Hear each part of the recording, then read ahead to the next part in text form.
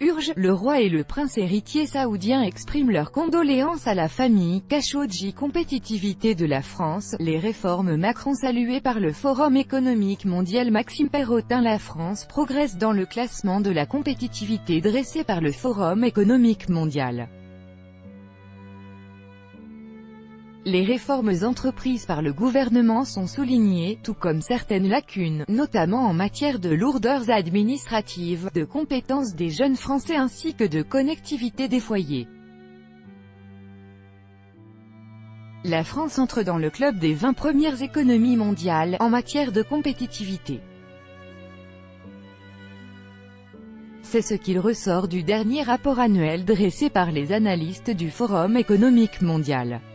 En comparaison à l'édition 2017 de ce classement, regroupant 140 pays, la France passe de la 22e à la 17e place des économies les plus performantes. Parmi les points clés soulignés par les auteurs de ce pavé de 671 pages afin d'expliquer cette dynamique positive, ambitieux programme de réforme attenant à la législation du travail, la réforme les services publics, particulièrement celle de la SCNF, ainsi que la volonté du gouvernement de faire du pays une destination plus attractive pour les investissements en matière de high-tech. Un point particulièrement important aux yeux de l'institution genevoise qui, cette année, change ses critères d'évaluation afin de mesurer le dynamisme des économies mondiales face à la quatrième révolution industrielle, qu'est celle du numérique. Les équipes du Forum économique mondial mettent aussi en place un indicateur 4.0, un compas économique, construit autour de 12 piliers et 98 critères.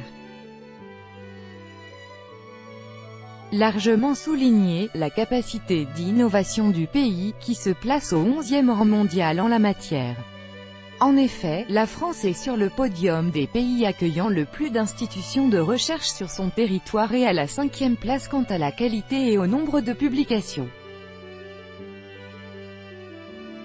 Un vrai point fort pour l'Hexagone, qui s'ajoute à d'autres tels que la taille de son marché, 9e, la performance, en matière d'espérance de vie, de son système de santé, 7e, ou de ses infrastructures, 8e. Particulièrement ses routes et son réseau d'eau, à l'exception de l'efficacité des services aériens et de la qualité des services dans les ports ainsi que de la déperdition énergétique de son réseau électrique, 43e. Dans le découpage des pays du vieux continent, en 4 groupes effectués par les analystes, la France mène ainsi les États du sud-ouest du continent, présentés comme étant relativement compétitifs.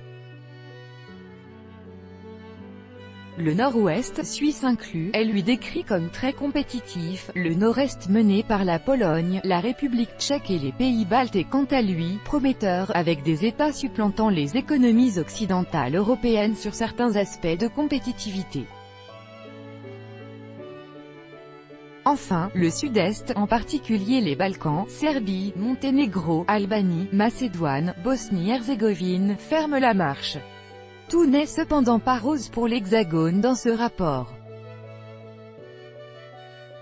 Les analystes suggèrent des points améliorables, notamment en matière de connexion des foyers à la fibre, sur l'attitude à l'égard du risque entrepreneurial, sur les restrictions et les barrières non tarifaires, normes sont 7e, et, en premier lieu, sur l'enseignement de l'esprit critique aux étudiants.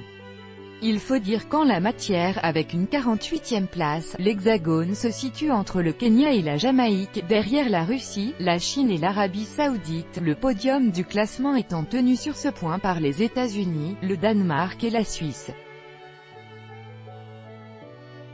De manière générale, les jeunes Français semblent pêcher par rapport à leurs homologues européens en matière d'éducation et de formation. Un comble dans un pays dont le premier poste de dépense est justement l'éducation. En se penchant sur les chiffres que les analystes n'ont pas mis en avant, on remarque qu'au sein du volet institutionnel, hormis le poids des régulations gouvernementales, la fréquence des actes terroristes, 120e sur 140, impacte négativement la compétitivité française. Autre point noir au tableau, le marché du travail. Si la France se distingue en matière de droits des salariés, 18e, ainsi que pour son pourcentage de femmes au sein de la force de travail, 21e.